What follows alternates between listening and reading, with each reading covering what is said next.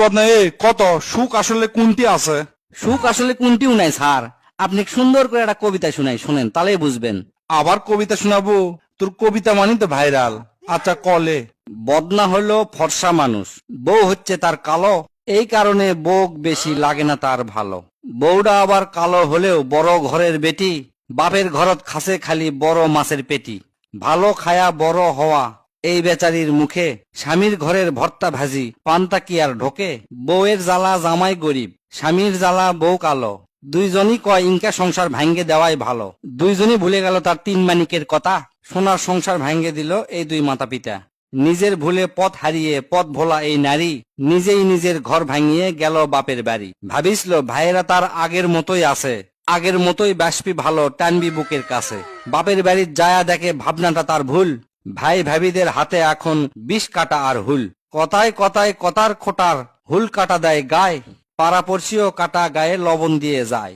ভাই ভাবিদের কাছ থেকে এই আঘাত পাওয়ার পর বুঝতে পারে স্বামীর ঘরেই নারীর আসল ঘর। হেলায় ফেলায় ঘর ভাঙিয়ে ঘর হারা এই নারী, চোখের জলে বুক ভাসায় বসে বাপের বাড়ি। ওইদিকে তার স্বামী আবার করছে আরেক বিয়া, বিয়া করে পড়ছে জ্বালায় বাচ্চা 3 ডালিয়া।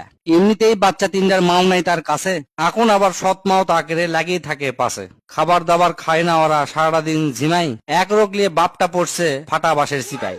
সিপাত পরে বাপটা কান্দে লিজেই লিজের দোষে, মাওটা কান্দে ঘর হারাইয়া ভাইয়ের ঘরে বসে।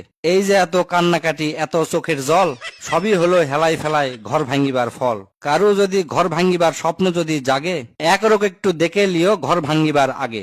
স্যার ক্যাঙ্কা আছে আমার কবিতাটা? সেই সুন্দর আছে রে। তবে তোকে একটা কথা কই, মনোযোগ দিয়ে শুনবো, কামে লাগবি। মেয়ে দেখবার যায় যদি দেখিস মাও বেশি বক বক করিচ্ছে, তাহলে শূন্য দুটি চলে আসবো। তার কারণ যে মেয়ের মাও বেশি চালাক তার আবার তত তাড়াতাড়ি তালাক। আর মেয়ে করক কই সন্তরা, ছেলেরা কিন্তু মেয়ে করক মেয়েকের মতো থাকতেই বেশি পছন্দ করে। হুমায়ুন আহমেদ কিন্তু একটা কথা কছিল, বোকা বোকা মেয়ে করে কি ছেলেরা বেশি পছন্দ করে, অকের সংসারই বেশি ভালো টিকে। আপনার কথা আর খুব সুন্দর যুক্তি আছে স্যার, তবে আমি একটা কথা কই, জেল্লা বেডিসল স্বামীর বাড়িতে আসে স্বামীর পক্ষে থাকে না, স্বামীর বিপক্ষে কথা কয়। এই জিঙ্গে ধরেন কয় বিয়ার আগে আমি হ্যান আসনো তেন আসনো, এই খাসি সেই খাসি, আমি উমুকের বেটি। এই যে একটা মনের মধ্যে অহংকার, সবসময় অহংকার বোধ, এটা মেয়েকে চরম একটা ক্ষতি করে। সবসময় বাপের বাড়ির পক্ষে কথা কয়। একটা জিনিস ওরা বোঝে না যে স্বামীর বাড়িতে আসার পরে স্বামী তাকে সব, স্বামীর থেকেও বাপের বাড়ি বেশি টান হলেই সমস্যা। আবার কিছু কিছু বেটিসল করে কি, স্বামী মিথ্যা না কিছু করলেই ফোন করে মা কয়ে দেয়, মা তোমার জামাই আজকে ইল্লা করছে, তোমার জামাই আজকে মিথ্যা না জোরে পা দিছে, সেই পাদের কি গন্ধ, পাত ভাজলে হাফ কেজি গো বাড়াবি, ইঙ্গা করে কয় আর কি। যাই হোক স্যার, সব কথার এক কথা, দুইজনাকে স্যাক্রিফাইস করা লাগবে। সংসারের আরেক নাম স্যাক্রিফাইস। দুইজন দুইজনকে সাপোর্ট না করলে সংসার কোনোদিন শেষ পর্যন্ত যাবি না।